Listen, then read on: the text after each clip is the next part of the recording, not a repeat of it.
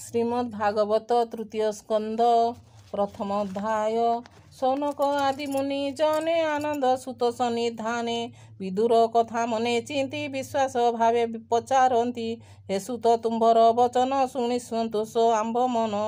से कुरु विदुरर बाणी आंबे तुम्भर मुखु शुणी हृदु छाड़बू भव व्यथा विशेष कह तार कथा सर्वसंपद छाड़ी बने किंपा पशिला दुख मने अनेक तीर्थ देई मन पृथ्वी कला पर्यटन मैत्रेय मुनि संगरे एकांते आत्मार आध्यात्म विचार कहीं बा नदी तीर बने सानंदे बसी सर्वजने सन्तोषे विदुरर आगे मैत्रेय मुनि अनुमार्गे बोइले बदरिकाश्रमे मैत्रेय मुनि अनुमाने कहिले तत्वसार बाणी जेणु संसार उतरे प्राणी से कथा कह मुनि मोर विदुर विचेष्टित सार से पुणी बंधु त्याग अर्थे पुणी मिलिले इंद्रप्रस्थे एमंत मुनिवर बाणी सुत सन्तोष मने शुणी कहती सनकादि आगे कृष्णर भाव अनुरागे शुण हे मुनिजन तु से एकथा सुख मुनि पासे आनंदे अभिमन्यु सुत पुछिला मुनि ग्रत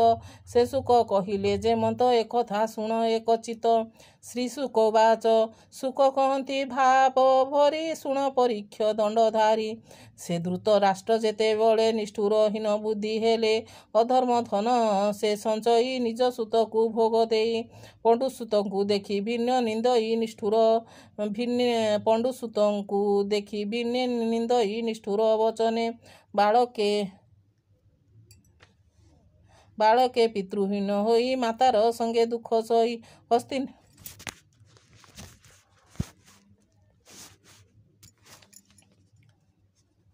पुणी सभार तले आसी पंचु पांडवंकर पुणी सभारे तले आसी पंचु पांडवंकर मणि केश आकर्षी बाहु बले विवस्त्र कले सभा तले पुतकु कुम लुह भरे अधबदन अनुसारे बधुर दुख से शुणिला पुत्र को बारी न पारिला माया कपटे सभा करी द्युत खेलाई धन हरि बड़े हरिले तांको देश कांचने 12 बरस अज्ञाते अधिक बरसे विराट देश मत्स्य देशे तही रहिले दुखे सुखे बने कषण अतिरेके पुणी मिलिले राज्य आसी विश्वासे राजा पासे बसी जीवन अर्थे किछि धन मागिले न देला राजन पुणी कृष्ण को करी दूत ग्रामे मागिले पंडु सुत कृष्णर बोल से न कला सूची अग्रे से न देला कृष्ण को कला अपमान लोभे होइला हत ज्ञान विदुर आणी एक घरे विचार कला अंतपुरे पांडव मारी नाना ब्याजे राजा होइब सर्वराजे पुणी विदुर कर जोड़ी बोलई राजा पादे पड़ी तू तांकु अर्ध राज्य देई पुत्रंक तुले भुंजमयी नहिले सुख नाही तोर से विष्णु तेजे बलियार से हरि तांकु संगे घेनी उश्वास करिबे मेदिनी से थाई तोर निज पुरे पांडव वंश पक्ष धरे से कृष्ण आसी तोर घरे बसिला बांधव व्यवहारे तांको इतर प्राय मनुष्य संगे परिगणु एमंत विदुरर बाणी संभ्रमे दुर्योधन शुणी संगे अछई 3 जन कर्ण शंकुनी दुशासन बलई कुपित धरे आकसी दुशासन करे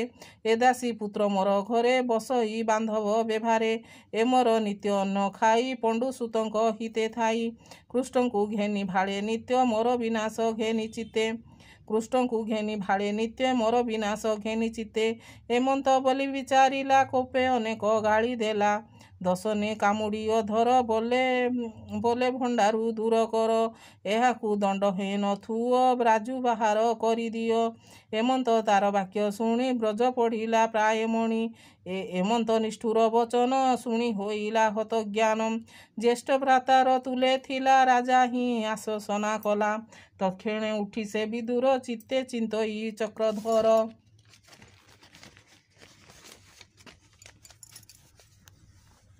विष्णुर माया विचारिला तत्क्षणे वनस्ते पशिला ସମ୍ପଦ ତୁଚ୍ଛ ପ୍ରାୟ ମଣି ମନେ ଚିନ୍ତଇ ଚକ୍ରପାଣି ହସ୍ତିନାନ ଘରୁ ବାହାର ତୀର୍ଥ ଗମନେ ସେ ବିଦୁର ମିଳିଲା ଯାଇ ଘୋର ବନେ ଭ୍ରମଇ ଋଷି ବିପ୍ରସ୍ଥାନେ ମନେ ବିଚାରି ତୀର୍ଥ ଗତି ହରି ଭକତେ ଜହିଁ ଥାନ୍ତି ନିରାଶ କରି ଆତ୍ମା ମନ ଗ୍ରାମେ ପାଟଣା ଉପବନ ସୁବର୍ଣ୍ଣ ଗିରି କୁଞ୍ଜ ଦେଶେ ଭ୍ରମଇ ତୀର୍ଥ ପୁଣ୍ୟ ଆସେ ପୁଣ୍ୟ ସରିତ ପୁଣ୍ୟ ସର ନିରତେ ଭ୍ରମଇ ବିଦୁର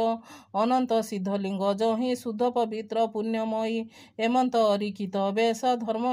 ଅଧର୍ମ ନାହିଁ ପୁଣ୍ୟ ଦେଶ ହରି ତୋଷଣେ ଯେତେ ବ୍ରତ ତପେ ତୋଷଇ ଅବିରତ ଏମନ୍ତ ଭାରତ ବରଷ କାଳେ ମିଳିଲା ସେ ପ୍ରବାସେ ତହିଁ ଶୁଣିଲା ସାଧୁ ବାଣୀ ଅଶେଷ କୁରୁ ବଳ ଜିଣି କୃଷ୍ଣ ସାରଥି ପଣେ ଆଣି ଅନେକ ଅକ୍ଷହୀଣ ଜିଣି ଗୋବିନ୍ଦ ଘେନି ତୀର୍ଥ ଜଳେ ମଙ୍ଗଳ ଶୁଭ ଅନୁକୂଳେ କରାଇ ଅଭିଷେକ ପୂଜା କଲେ ଏକାନ୍ତ ଚକ୍ରେ ରାଜା ସର୍ବେ ନାସିଲେ କୁରୁ ବଳେ ଦେଶନ ବେଣୁନାଦ ନଳେ ଦଗ୍ଧ ଦହନେ ଶୋକ କରି ସୁଜନ ବନ୍ଧୁଙ୍କ କୁସୁମରି ମୌନ ହୋଇ ଅଶ୍ରୁ କଣ୍ଠେ ଚଳିଲେ ସରସ୍ୱତୀ ତୀର୍ଥେ ଯାହାର ତୀରେ ଏକାଦଶେ ତୀର୍ଥେ ସେବନ୍ତି ପୁଣ୍ୟ ଦେଶେ ତୀର୍ଥେ ପ୍ରସନ୍ନ ଅନୁଯାନ କୌରବ ନଳ ପବନ ସୁବାସ ଗବ୍ୟ ଘୃତ ଯମ ଏମନ୍ତ ଏକାଦଶ ନାମ ଏତେ ମନ୍ଦିର ବିଷ୍ଣୁ ଅର୍ଥେ ତୀରେ ସେବନ୍ତି ଯେ ଯାମତେ ଏ ଆଦି ବ୍ରହ୍ମକ୍ଷେତ୍ରୀ ଯେତେ ତୀର୍ଥେ ସଞ୍ଚିଲେ ଦୃଢ଼ ଚିତ୍ତେ ପ୍ରତ୍ୟକ୍ଷ ମୁଖେ ନିଜେ ତାର ଦିଶନ୍ତି ଅତି ମନୋହର ସେ ଯେପୁରେ ଦର୍ଶନ ମାତ୍ରେ ବିଷ୍ଣୁ ସ୍ମରଣ ପଶେ ଗାତ୍ରେ ଏମନ୍ତ ସରସ୍ୱତୀ ତୀର୍ଥ ଦେଖି ବିଦୁର କୃତ୍ୟ ତହୁଁ ଚଳିଲା ତ ସମନେ ସୌରାଷ୍ଟ୍ର ସୌବୀର ଭବନେ କୁରୁ ଜାଙ୍ଗଲ୍ୟ ମତ୍ସ୍ୟ ଦେଶ ଜିଣି ଯମୁନାରେ ପ୍ରବେଶ କାଳିନ୍ଦୀ ତୀରେ ବୃନ୍ଦାବନ ଜହେ ବିଜୟ ଗୋବର୍ଦ୍ଧନ ସେବନେ ବୁଲି ଏକେ ଏକେ ନିଶ୍ଚଳ ଉଦ୍ଧବକୁ ଦେଖେ ହରିଭକତଙ୍କର ସାର ତପ ଆରାଧି ମହାଘୋର ଆସନ ନିଶ୍ଚଳ ସମାଧି କୃଷ୍ଣର ଚରଣ ଆରାଧି ଏକାନ୍ତେ ଅଛି ବୃକ୍ଷ ତଳେ ବିଦୁର ଦେଖିବେ ନିଡୋଳେ ସେ ବାସୁଦେବ ଅନୁଚର କିଏ ବା ଦେବା ପଟାନ୍ତର ଦେବଗୁରୁଙ୍କ ପୁତ୍ର ପ୍ରାୟ ସ୍ୱଭାବେ ଶାନ୍ତି ବୁଦ୍ଧି ବହେ ଏମନ୍ତ ମିଳିବେନି ଜନ ନିବେଡ଼ି କରି ଆଲଙ୍ଗିନ ବିଦୁର ଉଦ୍ଧବକୁ ଚାହିଁ ଇଷ୍ଟ ବାନ୍ଧବ ସ୍ନେହ ବହି ଲୋମହର ସେ ଶୁଦ୍ଧ ଚେତା କୃଷ୍ଣର ପୁଛନ୍ତି ବାରତା କୃଷ୍ଣପୁତ୍ରକୁ ଆଦି କରି ଏକୁ ଅନେକ ନାମ ଧରି ଶୁଣ ଉଦ୍ଧବ ମୋ ବଚନ ମୁଜେ ପୁଛଇ ବିହୋଳନ ସେ ହରି ପୁରୁଷ ପୁରାଣ ଅନାଦି ପରମ କାରଣ ଧରଣୀ ଭାରାନାଶ ଅର୍ଥେ ମନୁଷ୍ୟ ଦେହ ଏ ଜଗତେ ରାମ ଗୋବିନ୍ଦ ହଳଧାରୀ ଯାଦବ ଅଂଶ ଅବତରୀ ଅଛନ୍ତି ବସୁଦେବ ଘରେ ଆନନ୍ଦ ଘେନି ଯେ ସୋହଦରେ ଆମ୍ଭ ବଂଶର ଅଧିଦେବ ଦେବଙ୍କ ତୁଲେ ବସୁଦେବ ସୁଖେ କି ଅଛି ନିଜ ଘରେ ବନ୍ଧୁ ସୁହୃଦ ଭାବ ଭରେ ପ୍ରଦ୍ୟୁମ୍ନ ଅଛି ନା ଭଲେ ଆନନ୍ଦେ ଜନନୀର ତୁଲେ ରୁକ୍ମିଣୀ ପୂର୍ବତପ ଫଳେ ପ୍ରଦ୍ୟୁମ୍ନ ପୁତ୍ର କଲା କୋଳେ ଭୋଜାଦି ସାତ ବଂଶ ରାଜା ଗୋବିନ୍ଦ ତାଙ୍କୁ କଲେ ପୂଜା ଛାଡ଼ି ଆପଣା ନୃପାସନ ରାଜେ ସ୍ଥାପିଲେ ଉଗ୍ରସନ ଭଲେ କି ଜାମ୍ବବତୀ ସୁତ ସେ ରଥେ ମହାରଥ କ୍ଷମେ କି ଛନ୍ତି ଯଦୁମାନେ ତାହାଙ୍କୁ ସନ୍ତୋଷେ ଅର୍ଜୁନେ ସନ୍ତୋଷେ ଧନୁର୍ବେଦ ଦେଲା ତେଣୁ ଶ୍ରୀକୃଷ୍ଣ ଆରାଧିଲା ସଫଳା ଯଦୁସୁତ ତାର ଶୁଭେ କି ଅଛନ୍ତି ଅକ୍ରୂର କଂସ ଆବେଶ ଗୋପପୁରେ ଲଭିଲା କୃଷ୍ଣ ରେଣୁ ଶିରେ ଅଶେଷ ରଥି ମହାଯୁଧା ଲଭିକି ଅଛି ଅନୁରୁଦ୍ଧା ଯାର ମହିମା ଶବ୍ଦ ଯୋନି